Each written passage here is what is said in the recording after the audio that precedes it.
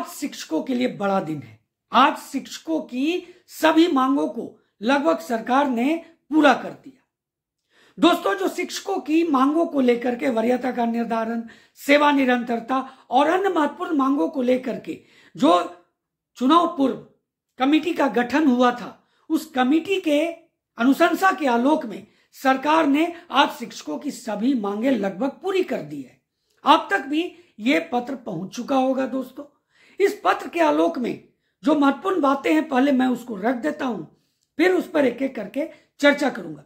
ज्यादा समय नहीं लूंगा आपका, मैं पूरा पत्र आपके बीच में नहीं रखूंगा, महत्वपूर्ण बातों को रखूंगा और उस पर चर्चा करूंगा। देखिए, सबसे बड़ी बात, वरीयता का निर्धारण कर दिया गया। दोस्तों, लंबित मांग थी शिक्षकों की प्रोन्नति को लेकर के, आज उसका भी रास्ता साफ हो गया। शिक्षकों को प्रोन्नति भी मिल गई। दोस्तों, वेतन में भी बढ़ोतरी हो जाएगी, कोई दो राय नहीं है, इस पर चर्चा करूंगा। सेवा निरंतरता भी लगभग मिल गया। दोस्तों, मैं बताऊंगा कैसे। साथ ही दोस्तों, प्रधान अध्यापक, प्रधान शिक्षकों के साथ सबसे महत्वपूर्ण विद्यालय अध्यापक जो ठगा हुआ महसूस कर रहे थे, वो विद्यालय अध्यापक जो नियोजित से विद्यालय अध्यापक बने थे, खास करके 1 to 5 के जो शिक्षक थे, उनको एक भारी नुकसान हो रहा था, उनको आज बहुत राहत मिली है और खुशी भी मिली है। दोस्तों, इस पर चर्चा करूंगा। दोस्तों, सभी की वेतन में बढ़ोतरी होगी, चाहे वो प्रधान शिक्षक हो, प्रधान अध्यापक हो। लेकिन क्या प्रधान शिक्षक, प्रधान अध्यापक का वेतन विशिष्ट विद्यालय अध्यापक, नियोजित, इनका इक्विवेलेंट होना चाहिए या इनसे ज्यादा होना चाहिए? इस पर भी चर्चा करूंगा और कितनी बढ़ोतरी होगी इस पर भी चर्चा करूंगा। बहुत ही महत्वपूर्ण वीडियो है दोस्तों, आपको पूरा वीडियो देखना चाहिए। अधिक से अधिक शेयर जरूर कर देंगे। साथ ही साथ चैनल पर नए हैं या अभी तक चैनल को सब्सक्राइब नहीं किया है तो चैनल को सब्सक्राइब भी कर लेंगे।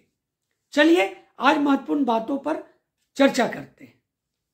इसमें सबसे बड़ी बात वरीयता का निर्धारण।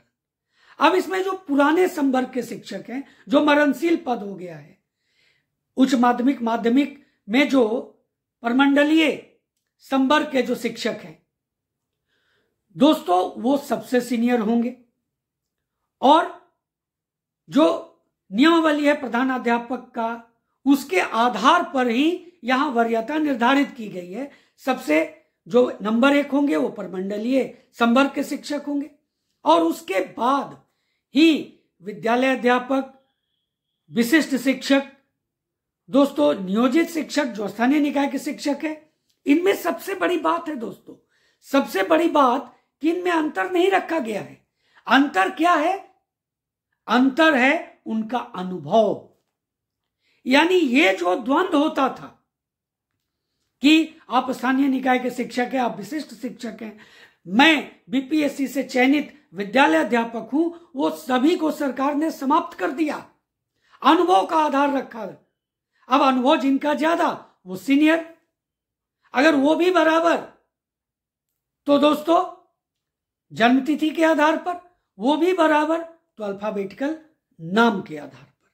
ये सभी जगह पर, चाहे उच्च माध्यमिक हो, माध्यमिक हो, जिला संवर्ग का जो मिडिल स्कूल में जो शिक्षक है, प्राइमरी स्कूल में शिक्षक है और जो नियमावली है प्रधान शिक्षक की प्राथमिक विद्यालय में, उसी आधार पर वरीयता का निर्धारण किया जाएगा दोस्तों। तो एक बात साफ हो गया, अनुभव। और जैसा कि जानते हैं कि माध्यमिक विद्यालय के शिक्षकों के लिए अनुभव 8 साल रखा गया है, प्रभारी प्रधानाध्यापक के लिए, और उसी तरह से यहां पर मिडिल स्कूल और प्राइमरी स्कूल में भी रखा गया है। तो ये तो वरीयता की बात हो गई।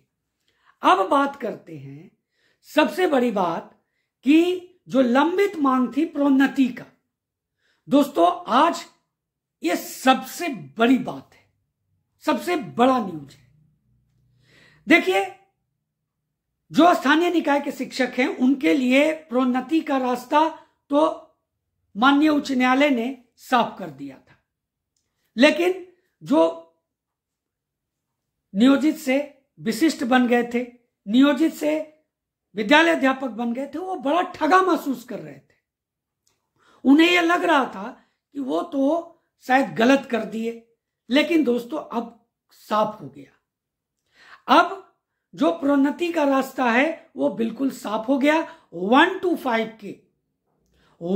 5 के जितने भी विशिष्ट शिक्षक हैं, विद्यालय अध्यापक हैं, जिनका अनुभव जो दोस्तों पहले से काउंट करना है, जो नियोजित में है, उसके आधार पर उनको 6 to 8 में 1 to 5 के शिक्षक 6 to 8 में जाएंगे, और 9, 10th वाले जो विशिष्ट शिक्षक हैं, विद्यालय अध्यापक हैं, वो 11, 12th में जाएंगे।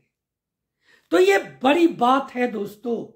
अब वहां पर जाएंगे तो मैं यहां पर फिटमेंट के आधार पर मैं आपको बताता हूं कि क्या होगा, उनका वेतन में बढ़ोतरी कैसे हो जाएगी, ये बात भी मैं आपको यहां पर साफ करता हूं। देखिए, जो पुराने जो नियोजित शिक्षक उन पर ही चर्चा कर लेता हूं। जैसे जिनका 31,670 है दोस्तों, 1 to 5 में जो अभी बहाल जो शिक्षक हैं, और वो विशिष्ट बने हो या विद्यालय अध्यापक हैं। विद्यालय अध्यापक का जो सोचिए 25,000 था, और शायद 1 से 2 इंक्रीमेंट TRE1 का लगा है। अब उनको वेतन संरक्षण का लाभ मिलेगा।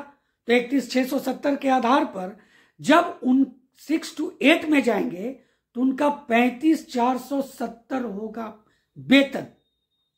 ये मैं नहीं कह रहा हूं, जब वो जाएंगे तो अपने ही संवर्ग के आधार पर जाएंगे, और 31,670 के ही इक्विवेलेंट जाएंगे तो सीधे सीधे 35,470 पहुंच रहा है।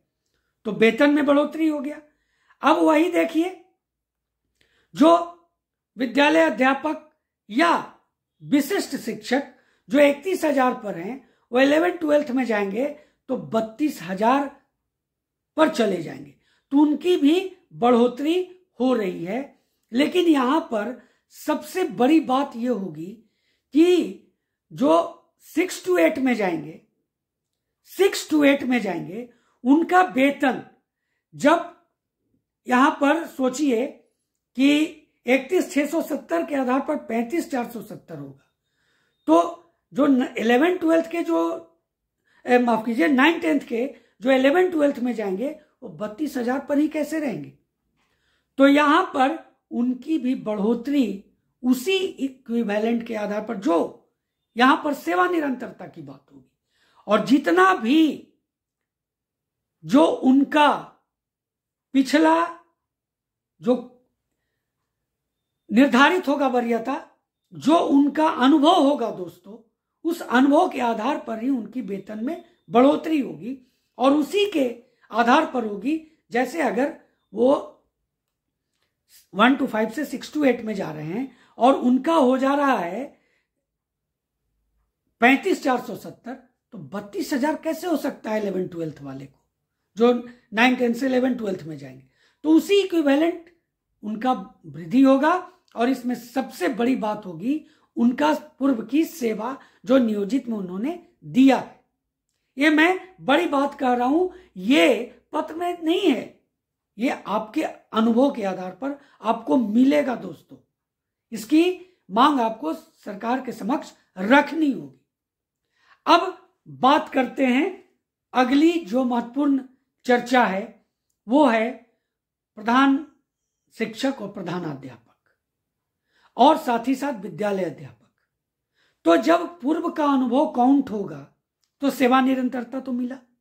अब इसी के आधार पर आपकी वेतन में बढ़ोतरी होगी। अब प्रधान शिक्षक भी अगर विशिष्ट और विद्यालय अध्यापक के इक्विवेलेंट होंगे तो फर्क क्या रहेगा, क्यों प्रधान शिक्षक और प्रधानाध्यापक बने। तो यहां पर भी सरकार को सोचना पड़ेगा कि इनकी वेतन में बढ़ोतरी ऐसा किया जाए कि इनका जो पद है उसके आधार पर इनकी गरिमा बनी रहे, और इनको उसी आधार पर वेतन में इजाफा हो। यह बड़ी बात मैं अपने आधार से कह रहा हूं, और इस पर सरकार को विचार करना चाहिए। दोस्तों, आप मेरी बातों से कितने सहमत हैं जरूर कमेंट करेंगे। वीडियो आपको कैसा लगा ये भी कमेंट करेंगे। साथ ही साथ लाइक करना बिल्कुल भी ना भूलेंगे। चैनल पर नए हैं या अभी तक चैनल को सब्सक्राइब नहीं किया है तो चैनल को सब्सक्राइब कर लेंगे और अधिक से अधिक शेयर करना तो बिल्कुल भी ना भूलेंगे। तो दोस्तों मिलते हैं अगले वीडियो में, तब तक के लिए जय हिंद।